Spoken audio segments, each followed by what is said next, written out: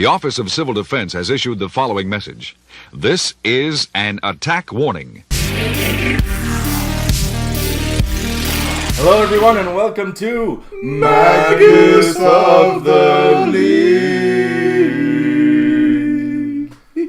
I'm Liban and this is my co-host Chris York, the Zhang Yu to my Mo Wu. I put the counters on. This is a video. I put the counters on. He takes the counters. This is a video podcast where we talk about Magic Sealed League as a format. Yes. But this podcast is also for all people who enjoyed sealed formats, both Yes. regular and League. Yep. And today we have a very special episode, very special guest. Mr. Vincent Thibeault is here with us today. Hey guys.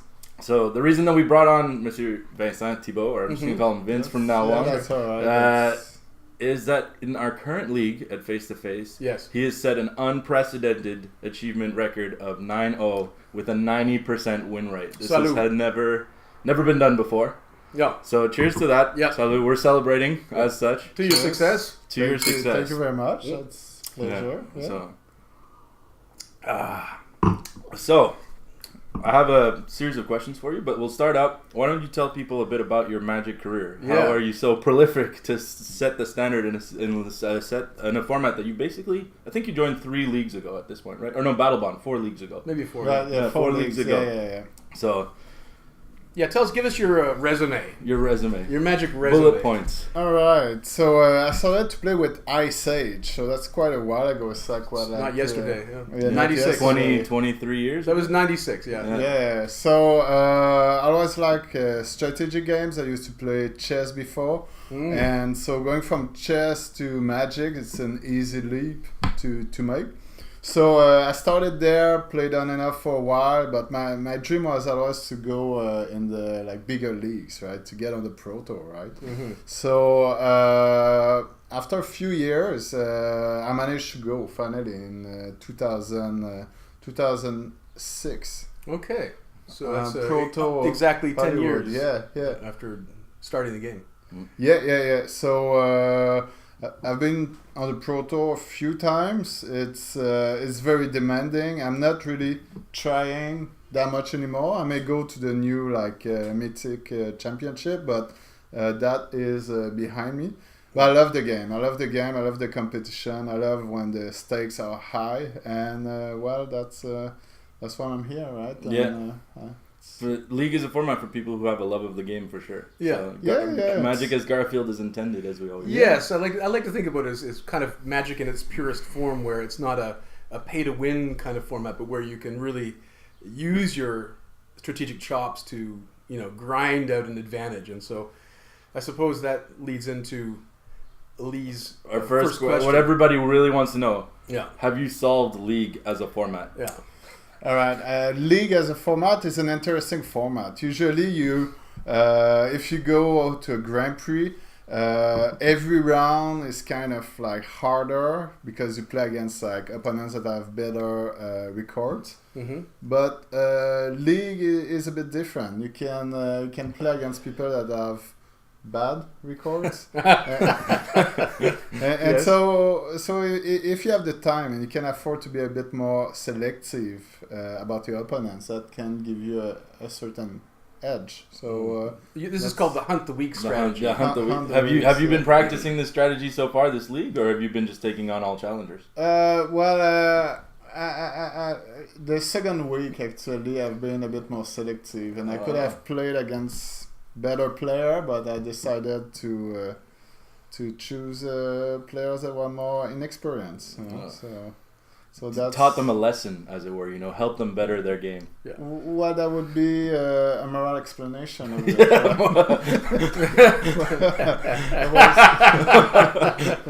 It was a bit more narcissistic, just getting to 9-0, right? Yeah, practical reasoning. Yeah. So, for those who aren't familiar, every week the clock rolls over at 9 p.m. on Friday, and the new week begins, and you can play 3 additional matches after that time. And so, as you noted, we discussed this before, the very eager and good players congregate at 9 p.m. sharp at the shop or at the donut shop, and begin to play because Oh no, the eager and good players aren't there at 9 p.m. at the donut shop with me. no, That's why I go there. but you're an eager and good player. Oh no, I'm not.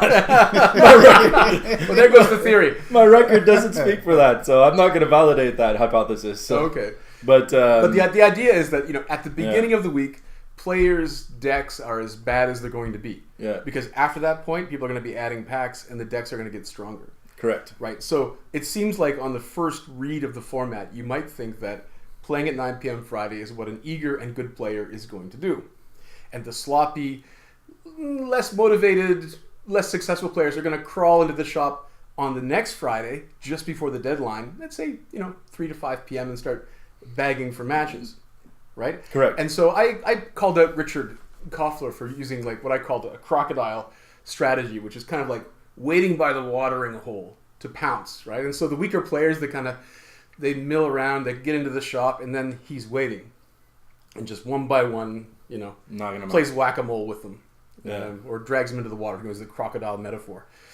And so you had mentioned that maybe the best way to win at League is to be that eager good player, but act as if you're not an eager good player and show up on the Friday or throughout the week whenever people kind of pop up on chat. Right, yeah, well, because with the chat, when people are looking for games, right? So if you don't recognize the name, you can assume that the player is a relatively new player, right? And you go see them, you wait for them, you greet them nicely.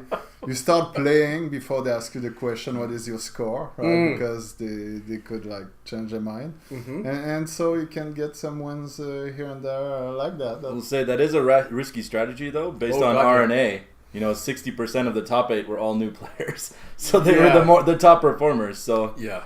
And plus there's the sort of the material advantage of having added, say, for example, 8 packs to your pool by week 3. I've had that backfire on me a couple times. I've walked in, offered my services to somebody in need of a match, and been unpleasantly surprised by the quality of their deck, because maybe I feel like in my heart I have this narcissistic self-belief, as you probably share, that maybe I'm a good player at Magic, right? And that maybe I can make this work for me, but my card quality is so low and theirs is so dense and rich that it sometimes backfires, and then of course they hunt the hunter, and they sometimes get help, right? So somebody else is building their decks, right? So, yes. So you're not really playing only against them, and their own skill sets. You're playing against the architect. So you have to identify people that don't really belong in the community. Wow, this is getting really predatory. It's so dark. Just you're looking for that lone sheep limping by the back of the pack. Welcome to our format. Right. You've got no friends in the tournament. You're all alone. You're unskilled. So, Vincent's here for you. Welcoming community. Yeah, he's the welcoming community. Come and join us. Yeah. Oh, wow. But I will say this, Vince, you've been known to help people out after matches, give advice, Of course. Yeah. I'm not a psychopath. I'm going to clear that up. You've just made me cross off a question I had. Okay, that's... So for anybody who's new to League, if you want advice, any of us, anybody in the League, usually the community is pretty good for that, about helping out, testing, because rebuilding. It's very casual, right? Yeah. There's not much at stake. I mean, the prices. It's not like a GP where you could win an invite to I think on the current price structure that was just announced today, I think that the winner gets a mega draft of 7 packs and a payout of 6, so that's 13 packs total. And I think the Cascade was a little bit more generous, so second place gets 5 packs, third and fourth gets 4. So really, the top top 4s is going to give you just basically 3 to 4 packs in your pocket, and but we all know the real prize, the real fun thing is going after that mega draft, right? That's right. Right. A unique experience that for some reason isn't anywhere else, and it lives in League, and it's just a part of our format, and it's in our really culture. Part of our culture. So moving on. Yeah. How do you feel about War of the Spark? So you've been in 4 leagues so far, and this has been a set with a lot of controversy in a lot of different formats. I heard the statement made on another podcast the other day that it's the set that's most impacted Modern in the last decade. So the standard set. Yeah, the current standard set that's the most impacted Modern in the last decade. So how do you feel about War of the Spark as a set and for League in the format? So as a set, it's a pretty interesting set, right? There's so many planeswalkers, right? That's the first time we see that, right? Yeah. So it's the games are long and grindy, right? Often instead of trying to kill the opponent as fast as you can, you're gonna like attack the planeswalkers because you don't want them to carry on having values. So the games are pretty grindy, right? It takes a long time to get there. So you have to get ready for like a grindy game. As well, I used to value very highly all planeswalkers, right? But now realize that some they need a lot of work to be good. So not because you have a planeswalker that it's an auto include. So that's something that's kind of new. So I love I love this set actually. It's skill testing. You cannot really play aggro that much, I find. There's a lot of like roadblocks, a lot of potential like creatures with like a lot of toughness. So it's a fun deck. There are ways to deal with opponents' bumps. So I always feel I've got a chance, right? So that's what we want, right? Yeah. Now, I know that you're a philosopher as well. Right. So I want to ask you a philosophical question. All right, go ahead. So I'm going to propose a thought experiment to you. Okay. This thought experiment is called disposable chess. Okay. So let's say I had a game. It's called disposable chess, and I say this is a game that's funner than chess, but basically every time you play it, you have to open a new box and then throw the pieces out afterwards. Okay. How could you morally defend playing disposable chess when we're in the middle of an environmental crisis brought on by late-stage capitalist practices? Right. Okay, that's a good one. Yeah. So and Magic is disposable chess. I'm just making disposable chess. Yeah, this is essentially Magic. All right. Yeah. So well, the game I think is good to help people to develop like their critical thinking skills. So we need more of that, right? And it's obvious when you look at the news and who people are electing. So do you think Magic's going to help our political process become more rational? Well, that kind of games, right? To ask people to try to engage in complex like thought processes, to evaluate consequences. So that is a good activity in itself, I think. So so Magic is a hobby, like other hobbies would have to like maybe evaluate the carbon footprint to see if it's more damageable than other hobbies. But I don't think that's like the most important problems and the cause of like global warming. So that's a very good answer. That's a very good answer, and I think that's a fairly good response. I think probably if we rated the various hobby activities people engage in and rate Magic on that ladder, it's probably not the first in priority in terms of being morally criticizable. So thank you. Now back to Lee's question. I think you've got. Yeah, I think that was a long way of saying that Magic is the best hobby. It's a way of life. Well, League especially. No rebuttal. Here's the thing, Lee. When I come in here and I do the podcast, I put on my late stage capitalist hat, and I say, buy more packs, play more games. Yeah. But deep down inside, like I have to wonder. But we are always advocates, like in layman's terms, we're always advocates of how much League is a return on value in terms of all formats. Just because if you're drafting, if you're playing pre-releases, you can use those packs as your packs to play. Only your original pool is what you have to pay for. Correct. So. And you're utilizing all those cards for like 6 to 7 weeks. Last 2 leagues lasted 9 weeks. That's essentially almost a full standard format, like before rotation, because it follows a set. Yep. So in terms of value, I don't think you can beat League rather than drafting every week or just spending a ton of money on like pre-bought standard packs that stores are ripping boxes for. This is exactly the most eco-friendly and most value-oriented format by far. Yeah. It's friendly to new players. It's friendly to experienced players. That's agreed. Yeah. The layman's terms. Looking at it like that, I think we're on the all on the same level. Yeah. We're sort of better off in terms of environmental impact than people habitually draft, for example. Yes, for sure. Yeah. Although, I habitually draft and play League, so it's probably the worst of both worlds. So, yeah. All right. Do you have some specific tips or insights relating to the format? So, one of the things that kind of came up a lot, you haven't opened a single pack yet, not one, outside of your original pool. Right. A lot of people are probably curious as where you're going to go. Me personally, so in the past, I've done what's called the Planeswalker Challenge with Chris York, whereas you go one through each current pack set to kind of get some threats from different sets, answers that people might not have seen coming. Yeah. Exactly. But this set, the power level seems so strong. All I've done in my current 6 packs of opening, has been War of the Spark. That's it. And I can say there's some consistency in my deck, but that power that I've definitely gone to go get is there, comparatively to previous leagues where I've kind of like stumbled to put together a deck and stuff. Like this one, it's on point, it's consistent. Yeah. It's the first time that I've had multiple 4-ofs in a league too, like in the common slot, because there's so many playable high-level commons that it's really interesting. So if you have any specific insights, tips, where you're going to go. Yeah, other than just like beating up homeless people. All right. For easy wins. So, well, there's if you buy if you get like packs of different sets, right? The opponents may not play around some of the cards, so that's like a very minor advantage, I think. But that's an advantage. So if you stay in the same set, there's like the set own synergies, right? Yeah. So that's something to keep in mind. So if it's already a strong set and there are very strong like archetypes in the set with a lot of synergies, it's interesting to just stay in the same set.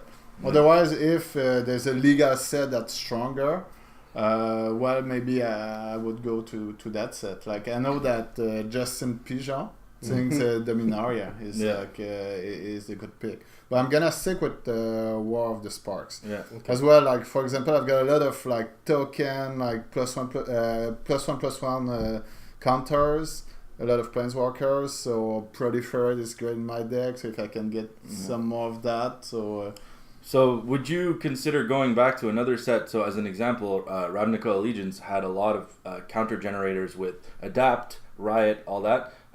Based on the color orientation of your deck, do you think you'll go that way first, maybe, to try and get some more of those synergies, or?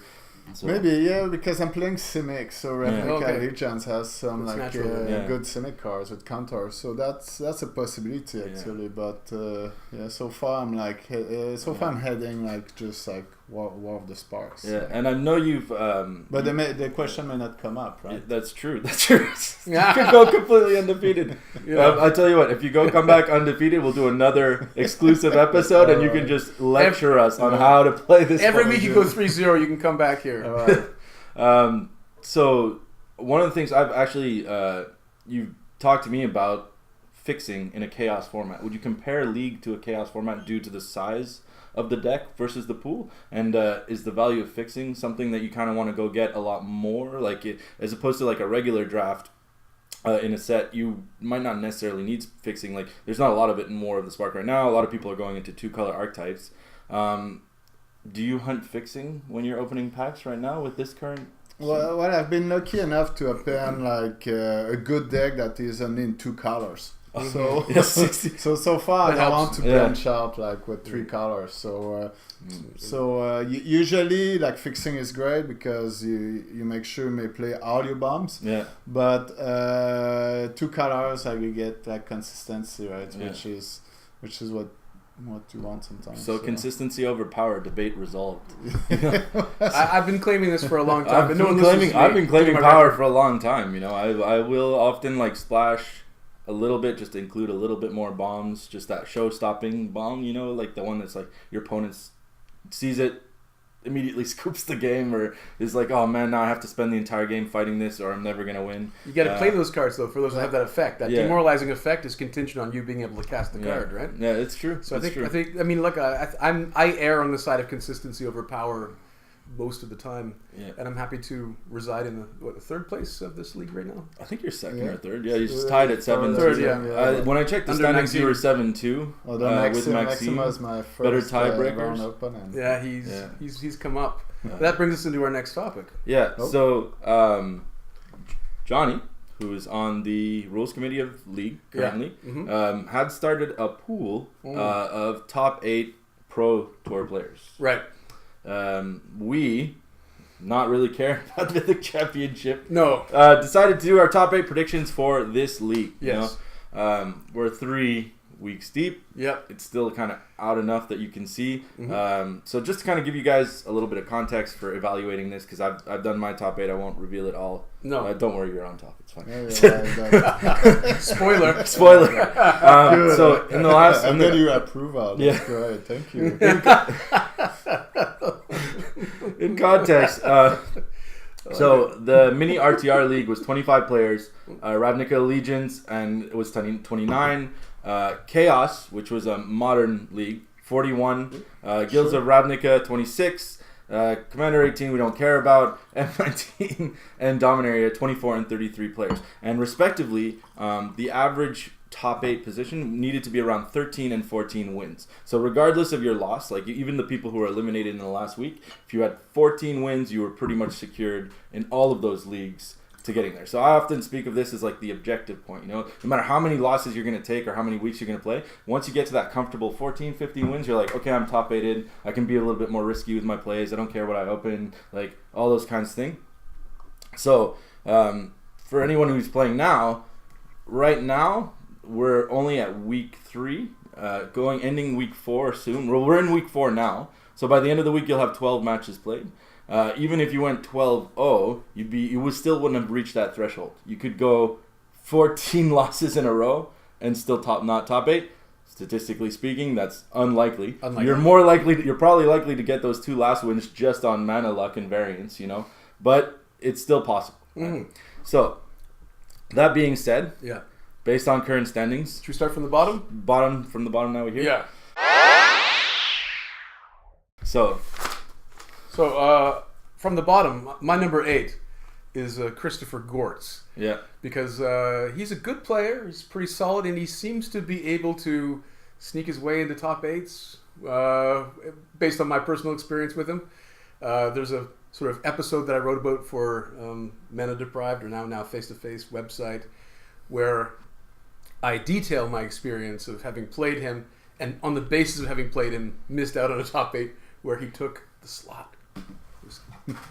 So I think Chris Gortz, I'd put him on the lower end of the top 8, but I think he's a contender, and I put him on my list. Who's your top 8? Who's your number 8 is myself, because if you don't believe in yourself, then what's the point? Remember that, right? Please. But you don't. Hashtag. But don't. I see you don't believe in yourself so much. I mean, you're putting yourself above 8th. Yeah. Look, I'm saying from my current standings. You're number 8. You're number 8. At my current standings, you know, I'm hoping to make that top 8, but I haven't given up, so I'm going to put myself in that top 8 and fight for it, you know? Right. As an alternative, you know, if I didn't, I would probably put Dave Young, who's currently a strong standings, veteran league player, so he knows the format. Knows how to as well. Right? Yeah, exactly. He's very tactical, doesn't make a lot of mistakes. So he'd probably be my top 8 if I don't knock him out of that position, you know. Right. Okay. So, but he's absent from your list. I took his slot. Right. I'm gonna make top 8. Yeah. Well. Okay. So my number 7. He's also absent from mine, but I think I'm gonna try to justify the people above him and try to make cases. Okay. So I think number 7 for me would be Monsieur Pigeon. I think Justin Pigeon. Yeah.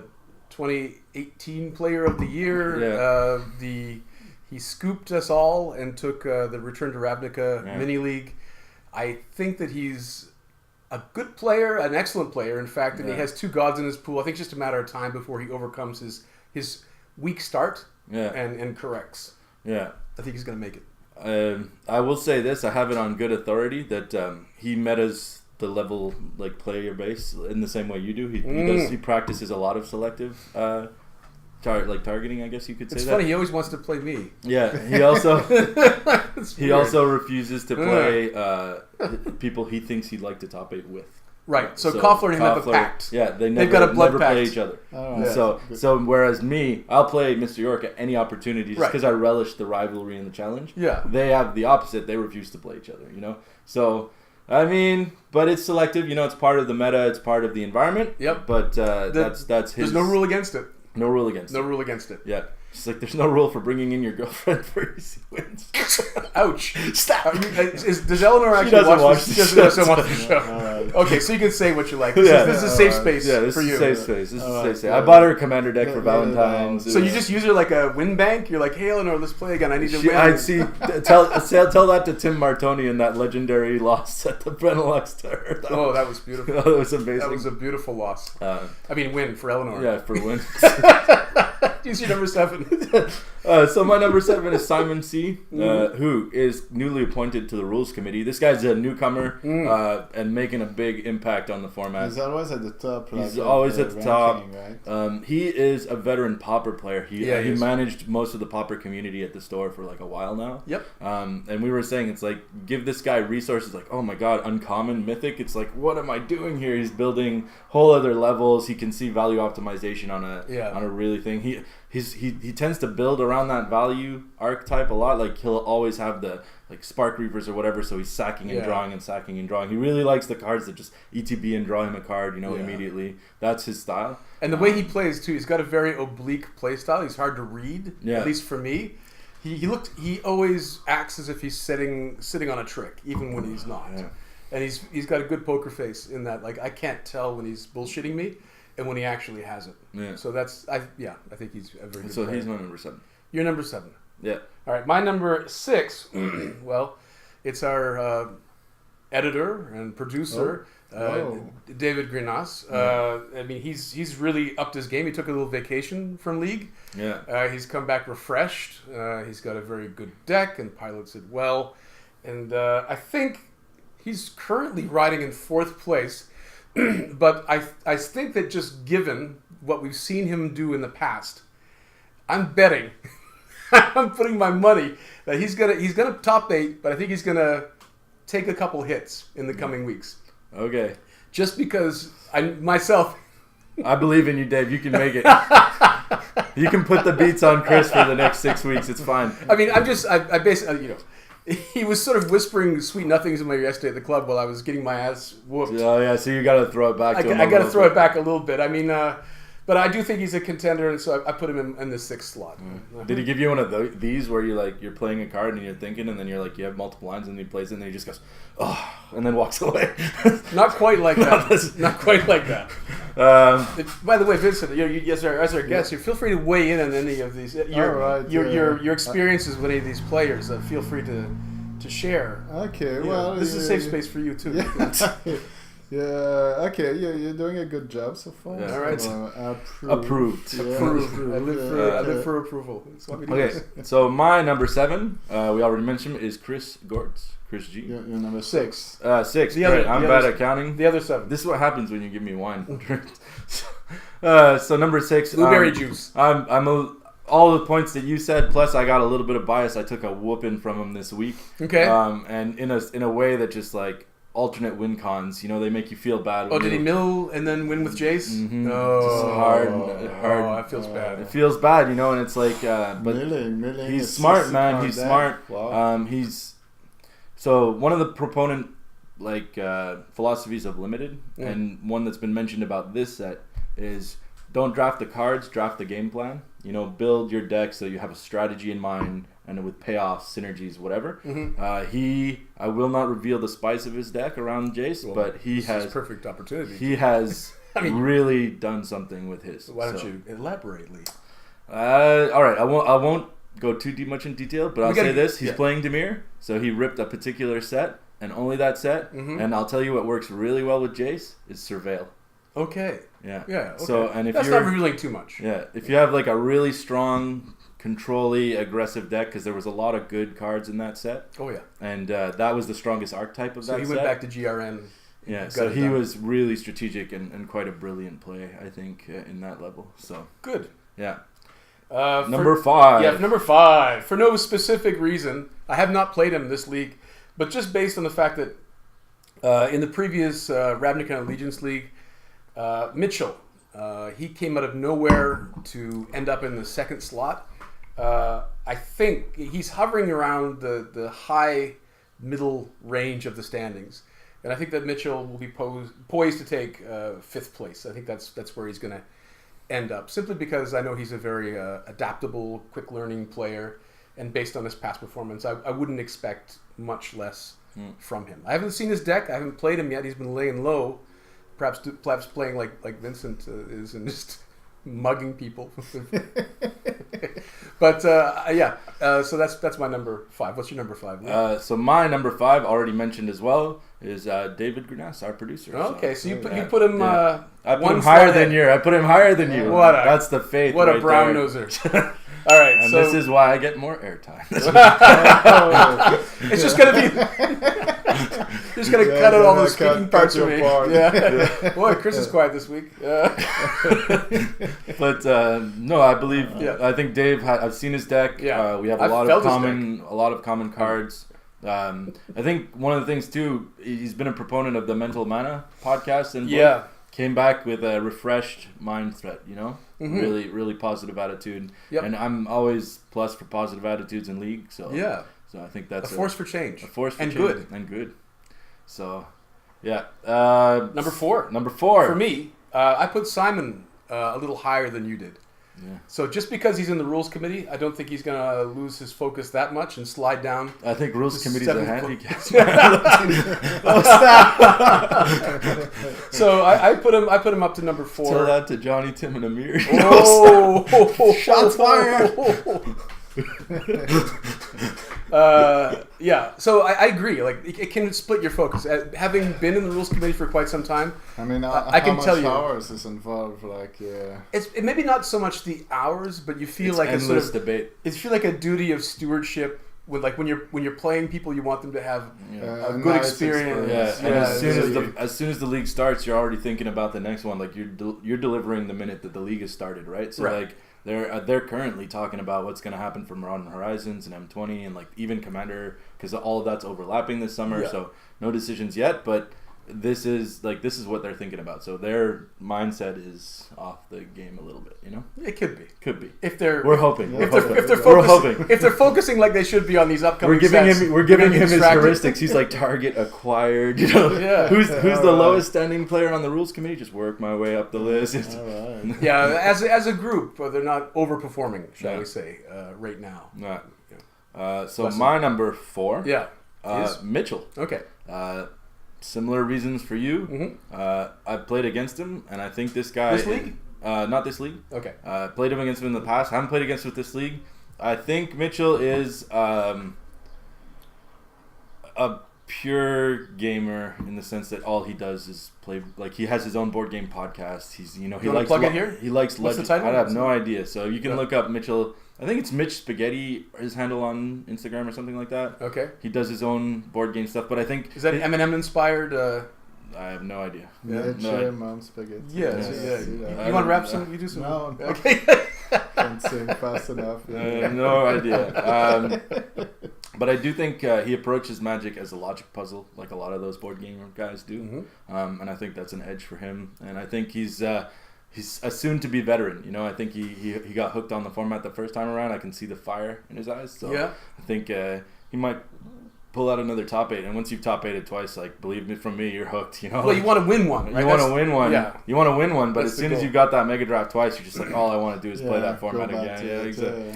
So, well, after my first couple of weeks, I wanted to win this one, but I've kind of accepted that maybe that's not going to happen due to certain factors that became apparent. Hey man, so I put the myself. Final results only come in after the after the. Oh, I know. I haven't given. I haven't given up, but I have. I look in for the sake of modesty. Right. I put myself down in 3rd place as the top 8 finalists. Okay. Yeah, I think that's reasonable. I mean, it fits with the current standings, and it also shows that you still have some modesty with right. reality. Okay. I like that. I'm really hoping that I'm wrong about this prediction and that I get you in the Mega Draft finals, because I think you. How many times have you Mega Drafted? Not much. Not much. Once, perhaps. Maybe twice with the 2-headed giant. The Chaos League and the 2-headed giant. Okay, so you're not a novice, but you haven't really taken down a league yet. No, I mean, despite your resume, despite your despite your that's your past, your distant past. Despite my past glory, right? Right. I'm trying to make a comeback, right? Yeah, it starts with league. A faded rose can bloom again. Depends. Yeah, can it? Yeah. So who's your third, Lee? Maxim. Maxim. Okay. He is my number 3. Okay. I think the current top 3, you know, the performances they put up. I've seen some of the power levels. I've seen your deck, and I'm astonished. Incredible, but no, but just comparatively, you know, Maxim's running double gods, I believe. Oh God! And he's got some strong power. He likes that mid-range aggressive deck, which is an archetype that's like pretty prominent. I think in League as a general format, it's like it's going to capitalize on people, you know, running out of steam too early and stuff like that. So I think he'll have locked his top 3 position. And spoilers for what's coming up next. Probably. Yeah, well, spoilers for me. My number 2 was Maxime as well. Yeah. I mean, he's a quiet guy. He doesn't really go on the chat and brag and boast and showcase. He came on Facebook for the chat, actually. He wasn't like a Facebook. That's right, yes. He still doesn't put a profile picture on. No. It's just like, he's the guy, if you see him in chat, he's got the outline of the generic Facebook member. And so he got Facebook just to basically arrange matches. And so he's an assassin, though. When you play him a few times, you realize he plays very tight. And if you take a match off him, generally speaking, you feel lucky. Yeah. At the end of that experience. Well earned. I wouldn't necessarily say lucky, but well earned. Exactly. It's one of those. You sweated for it. You sweat for it. It's always those like I played well, he played well situations. You know? Exactly. Yeah. And who's your number 2, Lee? So my number 2 is you, Chris. Wow. Okay. I mean, what's happening? I'm gonna say you have to add Lee to your list, no? Yeah, I know. No, I can see that. No support. You're my number 1. Why surprise ending. Surprise ending. Knock out every player. No, I think your record speaks for itself. It's pretty stand up, and I mean, we spend a lot of times playing League outside of League, you know, practice. We were at Benelux till 10 p.m. last night, a few beers, playing League. It's like, why was my invite? I said that about last week. He just invites who he feels like. Just whoever's around, you know. I don't know. I assume people want to spend time with their family sometime. I don't know. Nope. Wow. But I think putting in the work, talking about League a lot, reflecting on it outside of just playing is gonna. You know, there's the people who are like, oh, I love Magic. I play once a week and pick up their deck and come to the store. And that's fine. You know, you can perform well and be good and enjoy the experience. But, you know, putting in the work in anything is always going to pay off, right? So, of course. Yeah. The love of the game. Love of the game. And our number one. Yeah, our number one. Our number one. It's kind of obvious at this point. We invite this guy. This guy. We put him at number 1 because he didn't agree to do the podcast unless we did not. Part of my condition. It's part of his rider. Yeah. There's a bowl of M&Ms in the green room also for him. Yeah, I mean, don't think it needs much of an explanation. 90% win rate. 90% win rate, unprecedented. That's unbelievable. Yeah, he's tearing the roof off of this mother. Yeah. If you allow me to speak in the vernacular of our times. And at this point, it's like I said, if that threshold is 13, 14 games, you know, you need to lose a lot. You need to lose 66% of your next games. You know, like we're not mathematicians, but even, at least 11 times. You need to lose 66% of your next games. Like at that point, it's like just if you're a good player and you adjust for variance, you're gonna have like at least a decent 45 to 50% win ratio. It's like so it's pretty much impossible. I mean, you're definitely in the top 8 already, pretty much. And I mean, if you keep playing into a drop the league. Right. Unless something comes up, you know, God forbid you lose a kneecap somewhere along the line or something. I want to go home. The show must go on. Yeah. All right, so we're done with our predictive top 8. Let us know what you think. If you had a different top 8 in mind for the end of the War League. This is the first time we've done this kind of activity, which is kind of decide before the fact. You know, who would make it, who wouldn't. Yeah. So it's kind of curious. Was this demoralizing for you? If so, express it in the comments. Yeah. What were you excited by? And just remember that no matter what we say, these are just predictions. You know, we talk a lot still far out. You know, like I said, you got to have that 14 wins in mindset. Yeah. You can be at 5 wins, 7 losses right now, and just be like, if I go 2-1 every week till the end, I'm gonna make it. You know, it happens. Sometimes you just open a pack and then you've got a new deck. Yeah, exactly. And then suddenly It's like that. Yeah, that scene in the Raiders of the Lost Ark. You know? I went 2-1. Yeah, I started out my league at 2-4 in the bottom of the trenches, and I'm 6-6 now, fighting my way back. Went 2-1 2 weeks in a row, and I've rebuilt, I think, 5 times. I've pretty much rebuilt between every single match. Yeah, you can look at yourself in the mirror now. There's been games where I've rebuilt before I even I had won a game, and I'm like, maybe this isn't the best iteration of my deck. I'm sitting on a card, like me personally. One of my cards was Ral, and I was like sitting on that card, and I'm just like, it feels so bad not playing this. This is a showstopper.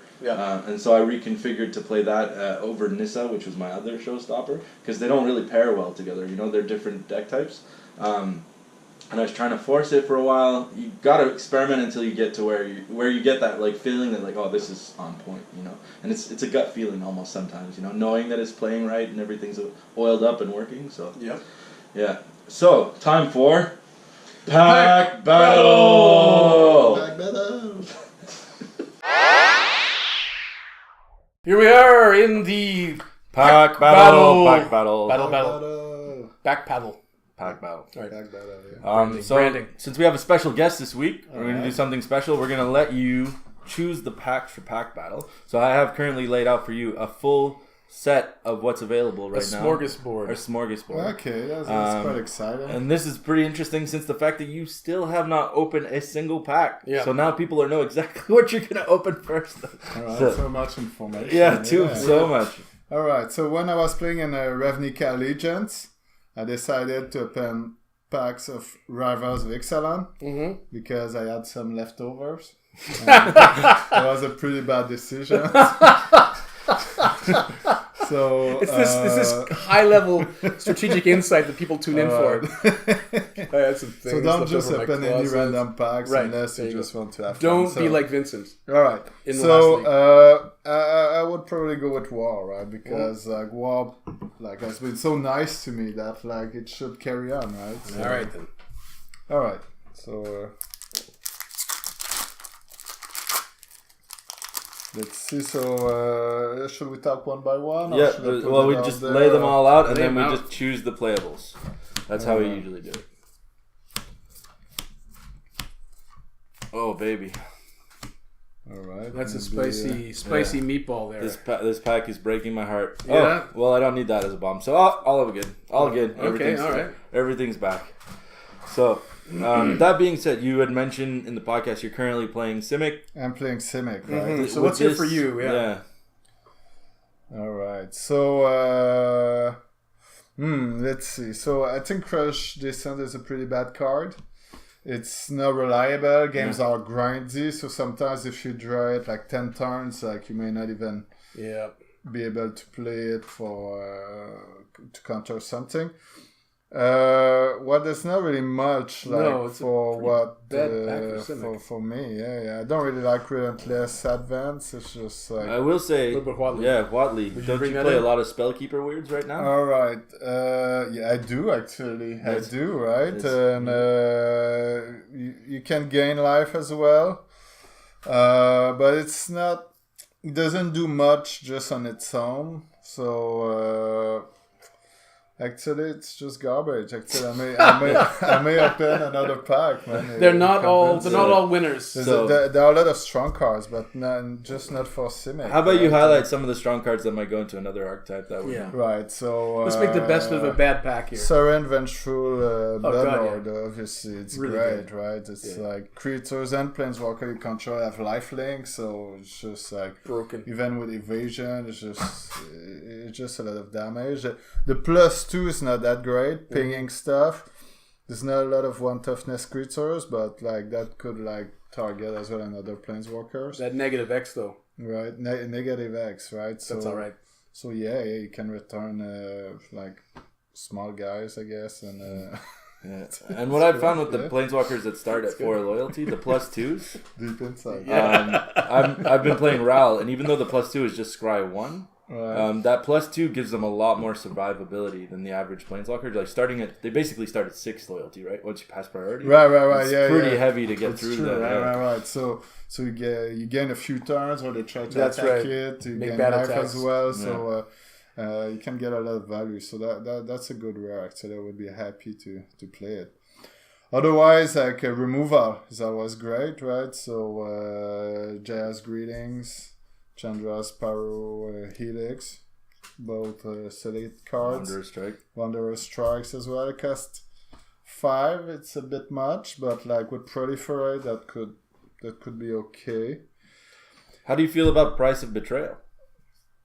All right, so people play a lot of Planeswalkers. It kills as well like zombie armies. Yeah. Doesn't kill. Sometimes it does nothing.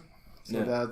that's like a situational card. So maybe not sure main deck inclusion, right? Maybe you side it in if you see there's enough like targets for it. Yeah. I have an idea for structuring this. Right. So let's give Vincent's pack a rating based on how many of these cards he would use in his deck. And then I'll open a pack based on what I would open for mine. Yeah. We'll give it a rating of how many cards I'd actually use in my deck, and then you do the same For this yours. current pack? No, for each. But we're only going to open 2 packs. Right? Oh, 2 packs. Yeah, All right, keep so- it to 2 packs because otherwise it'll...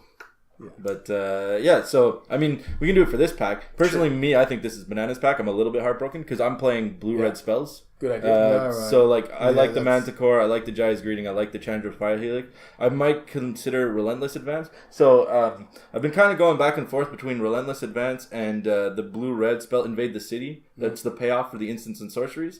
This I find is more consistent. Whereas the 3-cost blue-red spell is kind of garbage in your opening hand for like at least, you really need at least 2 or 3 in the graveyard for it to be worth it. So it's just a dead card until you get to that point. But in the late game, it can be pretty explosive. You know, you can get like a 9/9 or a 10/10 for 3 mana. Okay, so for each of us, what's the rating for this pack? So for me, I'd put this at like a B-. Well, now, how many would you use? I would use 4 Numerically. 4 or 5 of these cards. So give it a 4? Yeah. What would you give it? Maybe 0 or 1. I'm not excited at all. Okay, so overall that's 5 points so far. For my deck. I'm running Golgari. I might run 2 of these cards, so I'd give it a 2. Yeah. So let's say 4.5, 0.5, that's 5. I give it a 2, that's 7 points for this pack. Yeah, so overall. about 3.5 cards on average is what you're pulling from that, which is, it's not great for early league. It's decent for late league, but early league you're looking to get at least 4 or 5 playables, especially from War of the Spark where the playables are so deep. So this is not a great pack. Not I a think great we've pack. already established. Yeah, so we're 7-pointer overall. Okay, Yeah. so should we let our guest choose another? Yes, let's All do right. this. Second pack. All right, man. So if you couldn't go to war, Where are you going? where would you go next for your All right. value? So following Justin Pigeon's league, I would go with Dominaria. Please. Just like quality set in general. It's this kind of empirical research that is going to guide, Well, the choices of league players everywhere. All right, so let's see what you got. all right. Ooh, hey! Already, my Golgari Wow. soul is Thank singing. Thank you, Justin. Look at that. Always Wow. listen to Okay. Pigeon. Look at that. Oh my god. For my Golgari deck, there are so many playables here. I'm just going to take the lead on this All one. right, go I would ahead. use that. I would use that. For sure. I might use that. I would definitely throw that in just because I could. Yep. So that's 3.5. Gaze Protector, that's another half. So let's say score of 4 so far. Not great, I'd probably play that 5. Yeah. Probably Jousting Lance. Let's say All right. I give this pack a 6.5 already Yeah. for me. All right. So Territorial Elozerus for sure. That's great card. A 5/5 for 4. Just like big green guys, it's often enough. A land that like has utility, it's just great. You can replace it with like something else. Bounce and draw, that gives you tempo, especially in a green deck while you attack with big guy, he bounces you. Then Imagine bouncing a zombie army with this. that. It's basically a kill spell Bounce is really good in that draw a format card. because like zombie armies are everywhere, right? Yep.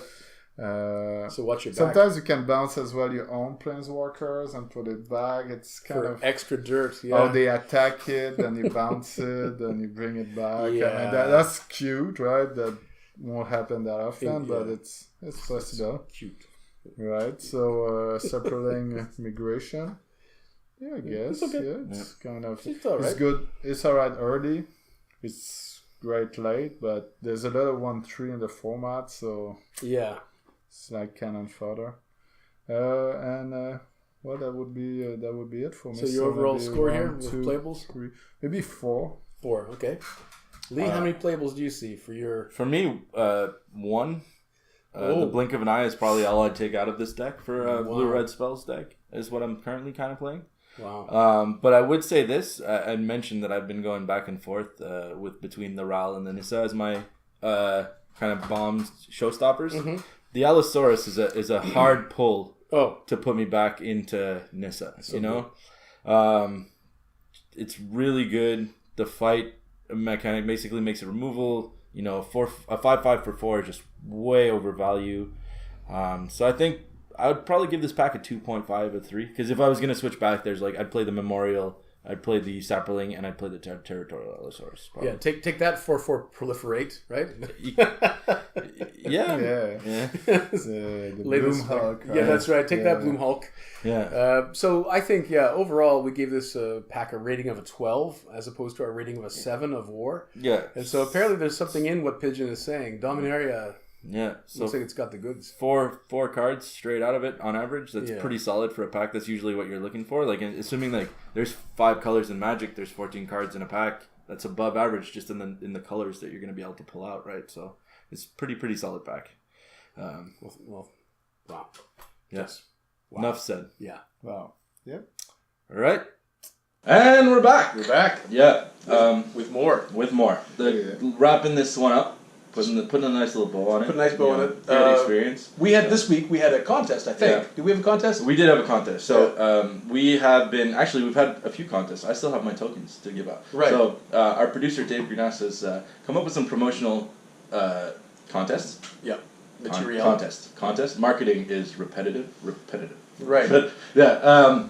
So the first one being is that all of us have been gifted the silk paper tokens of design of our wizard that's in our logo. Yeah, the Magus of the League mascot. If you peel a win off us this week, you can ask for one. Or we'll just give you one. We'll just give you one. I forgot. I just want to say this. Some people don't want them, and I make them take them. Yeah. You're not getting out of the store, so you take... I say ask for one because I took a loss this week and I forgot to give it to my opponent. Right. Remind me. I have some in my box. Yeah, You can hunt me down. These are targets on our back. When they beat you, they're just like... Yeah. Yeah, you're like... Alright, fine. And second contest... It's part of my soul. We running with in the wizard theme of our wizard. Yeah. You know, we decided to name him, and we opened a contest to name the wizard. Yep. The winner being you can PM any of us on chat, and we will give you a pack from Standard of your choice. So really recommending Ixalan on this one. Yeah. So hot business. Hot stuff. Yeah. You know, it's about to rotate out. You got to get them while they're good. You know, it's about he's only going Price is up. going to spike as soon as it rotates out. So don't miss out on that. Yeah. But, I mean, you're giving out the pack. You can just say Ixalan. You're getting a pack of Ixalan. No. It's player's choice. Player's choice. Fair PM enough. us. Fair enough. So the winner is Mitchell. Mitchell Shore. We are naming him. What is our wizard name? Our wizard's name is Wellington the Wizard. Yeah, or just Wellington. Or just Wellington for short, or Welly. No, just Wellington. Okay. Fair enough. Okay, so, close runner-up, I mean, an honorable mention, but no pack, goes to David Jung, who put down the following suggestion, which I personally voted for, but was outvoted by. Legolas. It was that memorable. Legal. PG-13 podcast. Boom. Yeah, Legolas. Step to MSRP. It basically, some members of the committee thought it might bring improper thoughts in people's minds, and so it was outvoted for the more... Yeah, this is still a democracy, you know. The more family-friendly Wellington. Yeah, and it's also, the flagship place for League right now is Face-to-Face Montreal on Wellington. That's right. So. The proud non-sponsor of our podcast. soon to be. Maybe, who knows? Who knows? Maybe make us an offer. We know you're listening, Car. Call out! Wow. That's how you ask for money. That's how you do it. He's a marketing wizard. Right, okay. Just call people out online. You cheap. Wow. Okay, sorry. We're good. That may be Take a break. Okay, All right, and so we're still trying to court them, right? yeah. So we got.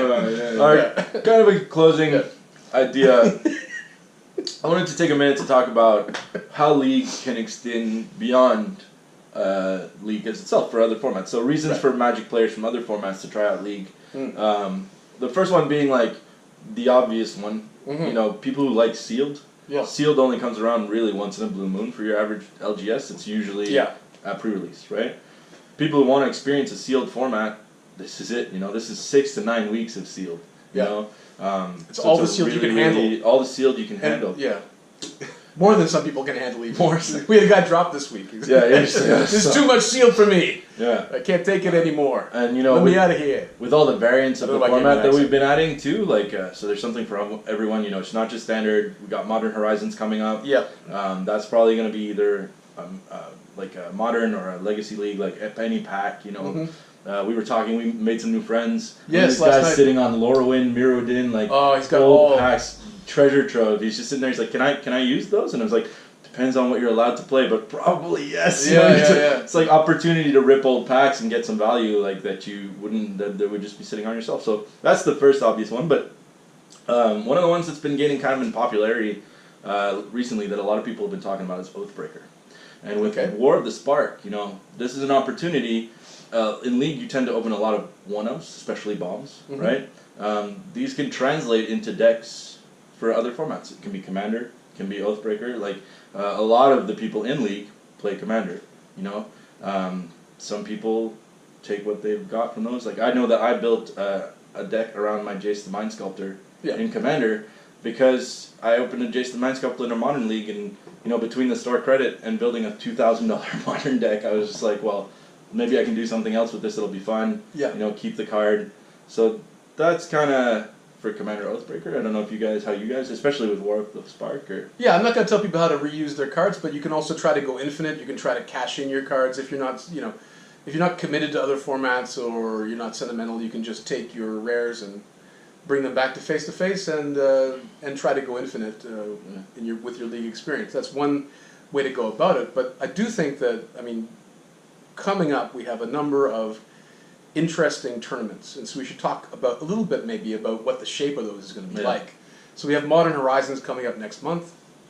Obviously, that's going to be a league where you can add nearly any pack that you want to. That's usually how they've done it in the past. Yeah, and so would it be just like Modern format? Well, that gets a little complicated, right? So. Because Modern Masters packs, even the cards that are in those packs aren't necessarily all legal for Modern. That's right. The Counterspell is an M25 and Iconic, and it's not legal for Modern. Right, so unless you want people consulting, like, you know, a list about what Modern cards are legal, it's probably no banners, right, in League. Yeah, so normally what's done is that people can open any old pack that they like, and I assume, for the sake of simplicity, they'll do it again. Like, there's no disclaimer, there's no decisions rendered at this time. Yeah. Rules committee will do the full announcement and all that type of stuff. Yeah. We're just hypothesizing, you know, in the past, this is how these leagues have been done. Every time there's a master set. This one's going to be extra spicy because it's only reprints from Legacy and new cards, right? So, we'll see all sorts of craziness. Oh, they started spoiling them today, in fact. Oh, really? I haven't even seen the spoilers yet. There's about 10 cards that are up right now for Modern Horizons, and it looks... already so juicy. Yeah, I'm getting a bit plump. Yeah, just thinking about the new league. This one's not even over yet, Chris. I know. Yeah. I'm just saying. I'm taking you out of my top 8. No, I've already got second place according to you. I'm already thinking about the next league. Yeah. No, but we'd said that maybe one way to make this spicy, given that Wizards has decided that this is the summer of Magic, and is dropping a new set every month. Yeah, M20 comes out 2 weeks later. Not 2 weeks, no. I believe so. Isn't it? No, it's a full month. It's a full month. Oh, yeah.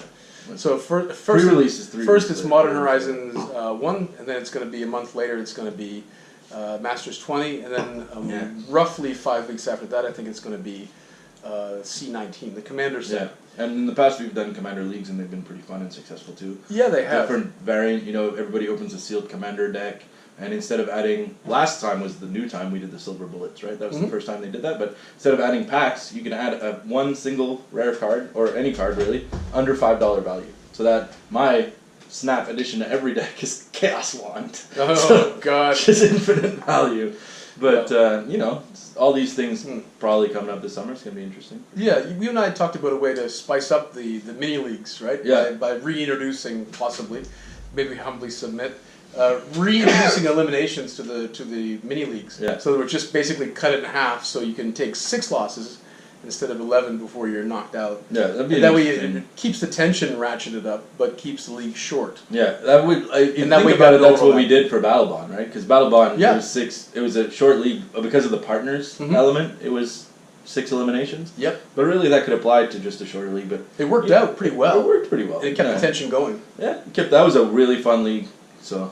Vincent and I actually were. Did you guys win partnered up as the Oh, philosophers? Justin and Richard Coffey won that one. Yeah. They did win that one, but we snuck in to the bottom half of the. Coming this summer, second Battle Bond league. Well, let's hope. That's a joke. That's a joke. After the total disaster of Ultimate Masters, I don't think Wizards is going to do any more surprise set releases. Let's hope. Yeah, let's hope. Yeah. So. So take a minute to thank Dave Greenhouse, our fantastic producer, for keeping us afloat, and Vincent for being a great guest. Any final words, Vincent? Do you want to final words? Okay. Well, once the cameras are off, he's coming for you. Yeah. All right. Well, that was a pleasure. Really, I'm looking for something clever to say, but Is there no philosophical mantra? Some deep philosophical. Well. Always do your best. That's a good one. Oh my God! Never give up. I can't let you go like that. Let me ask you a final question. All right. So, in terms of your experience, right, is it better to play a bad game against a low-skilled player that you're likely to win, or is it better to play a good game against a high-skilled player that you're likely to lose? Right. Well, it depends on the context, obviously. So in league. That's the podcast. Okay, right. Yeah, so, you feel more of a sense of achievement when you beat a good player playing well, like beating somebody that could have killed you, but they didn't see the kill on board. It's kind of frustrating. I won, but I don't really deserve it. Right. But then But then they didn't the see it, so game you itself is not as pleasurable that when you beat a good player. Competent. But at the same time, you can have fun with your results, right? So sitting at 9-0 is a source of joy every day. I'm thinking about it. I'm like, wow, how come I'm so clever? Yes. So, that was my other question for you. Why are you so clever? Just toot your own horn there. Why? Even if I may have got weaker players on the way there, why choosing the hard road, right? To the summit, right? It's there's different ways to get there. There's an easier way. There's a harder way. So don't need to make your life harder, right? So you're not playing this week. You're gonna sit on that 9-0 record. And you're not going to play this week. You're going to come back in week 4. No, I'm going to wait in the chat, and if you want to play with me and you're an average player, I'm not a very good player, just contact me. I'm not going to say no. So at this point, you've stopped targeting. You're just taking on all comers, right? Yeah. I don't think that's what he's saying. No, I think it's the opposite of what he just said. I don't think he's going to have much of a choice. Well, we'll see, but I don't know.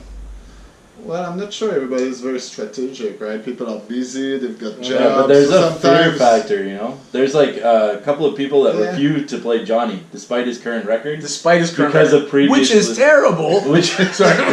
Because of previous leagues. He's a great player. Right? Yeah, he's a great player. They're afraid of him, It's a fear factor. So they've been conditioned to fear. Yeah, This goes back to Skinner, right? I don't think they've been negatively conditioned. They see him and they pee their pants. Yeah, but I try to make sure I look harmless while I smile, I crouch a little bit so I don't look as smart. You walk with a limp. You're basically Kaiser Soze of league. I try to look a bit dumber than I am. Right? You succeeded, which is quite a challenge. You have a PhD, correct? Am I correct? No, you don't. I just have a master. Oh, yeah, just a master's, and you have a PhD. He does. Yeah, so harmless, highly educated. But they're different. I mean, Pro Tour players. The skill sets don't necessarily apply to all domains, right? So, I'm just gonna start throwing you under a bus in the last couple of minutes. Yeah, kill all tactics. There we go. There you go. All right. Well, thank you once again, gentlemen. Thank you guys. And we'll catch everybody out in the league. Good luck. See you next time. So when does it stop? It stops whenever we want to stop.